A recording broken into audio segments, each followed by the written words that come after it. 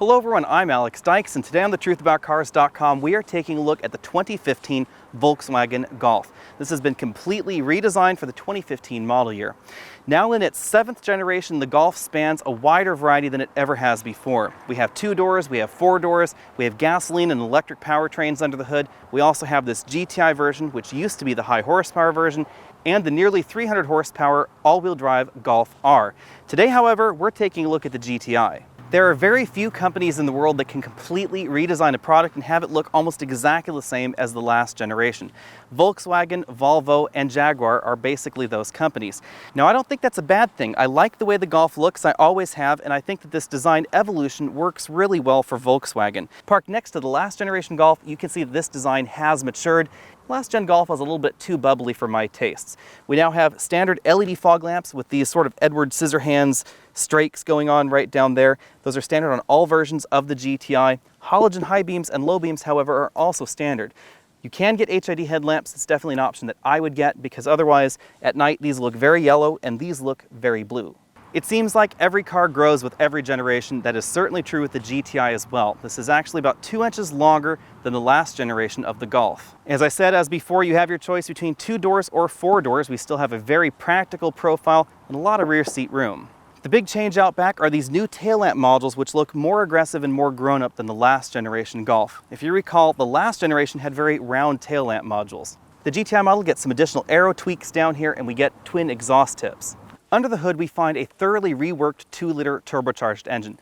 Features direct injection, and it's mated to either a 6-speed manual or a 6-speed DSG in all versions of the GTI. This engine is now good for 210 horsepower and 258 pound-feet of torque, which is a significant torque improvement over the last generation GTI. If you opt for the optional performance package, we do get 10 more horsepower, and the standard 258 pound-feet of torque is extended in its range. You don't get any more torque, but you do get that same amount of torque for about 200 more RPM. Now you'll notice that's less horsepower than you'll find in something like the Ford Focus RS, which does produce about 250 horsepower and 270 pound-feet of torque. Although the Ford produces more torque, it does not have the same kind of torque management systems that we get in the GTI, however.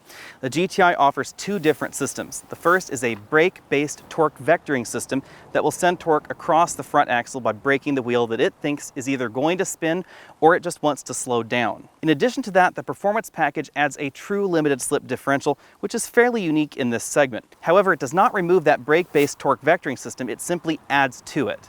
For a while there, Volkswagen was known as the discount Audi brand because the interiors were very Audi-esque, and actually they shared a decent number of platforms with Audi. The Passat shared very directly with the Audi A4 at one time. But that changed a little bit for the Passat and the Jetta because Volkswagen decided they needed to compete more directly with Honda and Toyota. The downside to that is that the interior in the Jetta and the Passat became lower rent versus the last generation Passat and Jetta, but that's not going on in the GTI. This is still discount Audi on the inside. We have a lot of soft touch plastics, we have a very elegant and grown-up style going on the inside. In fact, you find more soft touch plastics and better build quality on this cabin at this price than anything even about $10,000 more expensive than it. It's really noticeable when you take a look at things like this fabric A-pillar on the side and the very well integrated speaker grills on that A-pillar. The only downside to this cabin is this infotainment and navigation system, which really still lags behind most of the competition, even though it is essentially all new for this generation of Golf. One of the things you'll really notice about this generation of the GTI is how accommodating the rear seats are. I have about 1.5 inches of legroom sitting right here behind myself at 6 feet tall. I also have about 1.5 inches of headroom back here, even if I'm sitting very upright. The Golf has also continued to get wider over the years, and I can actually sit in this middle seat and still have an adequate amount of headroom. Now obviously 3 Americans across the back might be a little bit tricky because we are kind of a fat people, but you could do it if you needed to. There are cup holders back here, storage bins, we have soft padded armrests, a center armrest with cup holders, and a ski pass-through to make cargo loading a little bit easier. The first thing you need to know about the GTI if you've never driven one before is something that makes a few GTI owners a little bit mad when I say it. The GTI is not a fast car, it's a quick car, and that's really obvious in the 0 to 60 time. This goes from 0 to 60 in 5.9 seconds to about 6.1 seconds, depending on how you drive the car, whether the traction control is enabled or disabled, and whether or not you get the manual or the DSG. The DSG is actually the faster transmission option in this car because it can shift faster than a human can with a manual transmission. The DSG is also the most efficient transmission option. You're going to actually get 1 to 2 miles per gallon better fuel economy in real-world driving than you will with the manual transmission. That's largely because manual transmission drivers don't tend to put transmission in the most efficient gear all the time, and the DSG will obviously do that for you. Now the DSG may be faster and it may be more efficient, but it's not quite as engaging as this manual transmission. Volkswagen really does make an excellent front-wheel drive manual, and this is certainly one of them. Now when I say this is quick, it's not fast. Let's put that in perspective. You will actually find a slightly faster 0 to 60 time in the Nissan Altima V6 sedan. You will also find a faster 0 to 60 time in the BMW 235M. There once was a time where 210 horsepower in a small hatchback was a lot of power, but hatchbacks continue to grow these days, and now you really need about 300 horsepower in order to make this Golf fast. And that's exactly why Volkswagen now has the Golf R, which is nearly 300 horsepower. This new torque vectoring system they have up front, that brake-based torque vectoring system, really does an excellent job of keeping the GTI planted. In comparisons to the Ford Focus ST, if we go around a corner like this and I floor the car, it goes exactly where you want it to go. Now you can feel that there's a little bit of torque steer happening, but you can also feel the electronic systems sorting out that torque steer for you. That's not what you get in the Ford Focus high horsepower version.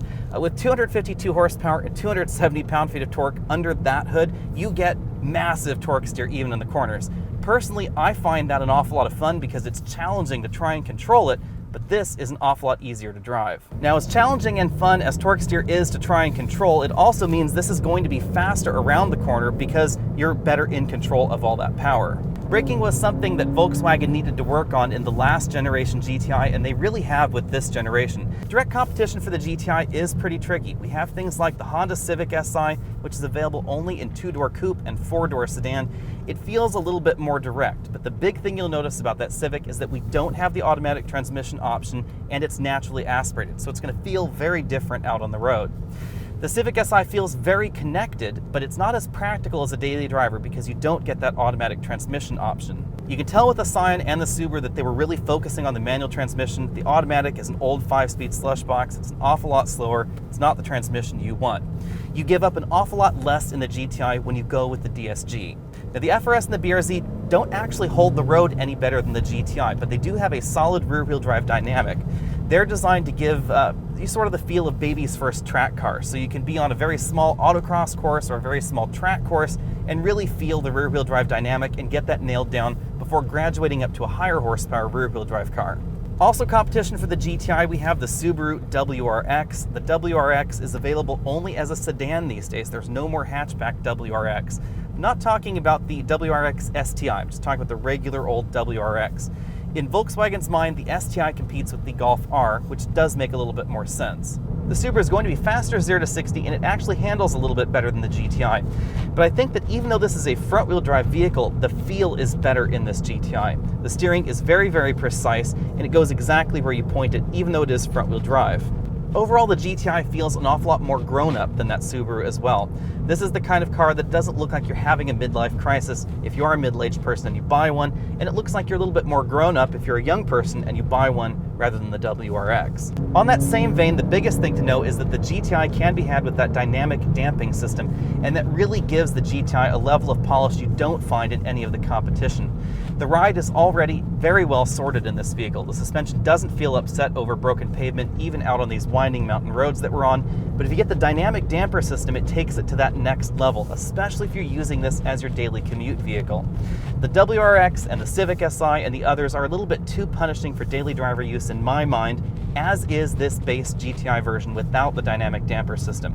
But with the dynamic damper system, this crosses over from stiffer than this to definitely softer than this for daily use. Now there really isn't a downside other than the cost of that dynamic damper package itself, which is strangely reasonable in the GTI. Even though I've been driving this car like I stole it this entire week, I've been averaging 30.1 miles per gallon, which is absolutely excellent for a vehicle like this. You can thank the brand new 2-liter turbo engine under the hood for that, as well as this new MQB platform, which has seriously dropped the curb weight. The curb weight pays major dividends when it comes to handling. The A3 is currently one of my all-time favorite front-wheel drive vehicles out there. This also compares very well with the Mercedes-Benz CLA 250 and CLA 45 AMG, which I think are the best handling front-wheel drive biased vehicles on the market right now. Now again, in Volkswagen's mind, this competes a little bit more with the CLA 250, and the Golf R competes a little bit more with the CLA 45 AMG. Not sure if I agree with that particular comparison because they're very different vehicles. I don't see that many people shopping a Golf versus a base Mercedes, but handling-wise and performance-wise, you definitely could. Backseat room is also an awful lot better in this than it is in the CLA. Of all the vehicles we've compared the GTI to, the GTI really comes out on top for me, largely because the GTI is the most polished entry in this segment. The GTI is not necessarily the fastest, it isn't necessarily the best handling, but it does feel the most grown-up. It's also the most practical. Personally, I would get the top-end Autobahn model with the dynamic dampers and essentially all of the options. The limited slip differentials, definitely an option that I would get. Dynamic dampers, definitely an option I would get. I would also get the HID headlamps and the collision warning system. Now, it really depends on what you're looking for, but the GTI is not too far off of something like an Audi A3 or a BMW 2 Series as far as price goes. Those are going to be a little bit different. The Audi is going to feel a little bit more premium. It's going to have a more premium brand experience. The BMW is going to be a solid rear-wheel drive vehicle with an excellent driving dynamic. It's hard to go wrong, however, with the GTI. Thanks for taking the time to check out this video. Again, I'm Alex Dykes. This has been thetruthaboutcars.com and the 2015 Volkswagen GTI. Be sure and find us over at facebook.com, over at Twitter. Go check out thetruthaboutcars.com for daily news, reviews, and more, and I'll see you next week.